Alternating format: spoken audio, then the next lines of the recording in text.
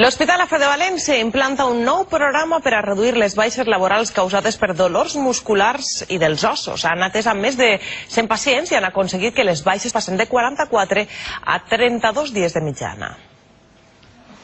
Pedro Miguel acudís per segona volta a la consulta d'intervenció precoç en incapacitat laboral. Es troba en este centre d'especialitats que depèn de l'Hospital La Fe. Tienes la inmediatez de la sintomatología que tienes, pues un poco el que te lo vayan viendo, vas viendo un poquito la progresión, es decir que desde luego te anima bastante en esta fase de la enfermedad. L'ha remès el seu metge de capçalera i en poc més d'una setmana l'han atès. Primer parlen amb ell sobre el dolor que patís y després decideixen quin és el tractament més apropiat. Aquí lo vemos, hablamos, nos explica cuál es su problema, lo exploramos. Si necesitamos una ecografía o alguna otra prueba diagnóstica, la solicitamos. Si pensamos que se va a beneficiar de una infiltración intraarticular o peritendinosa, la hacemos en la propia consulta. Per així passen lumbàlgies, tendinitis, cerviàlgies, dolor de muscle o túnel carpià. Estes malalties musculoesquelètiques causen un 23% de les baixes laborals.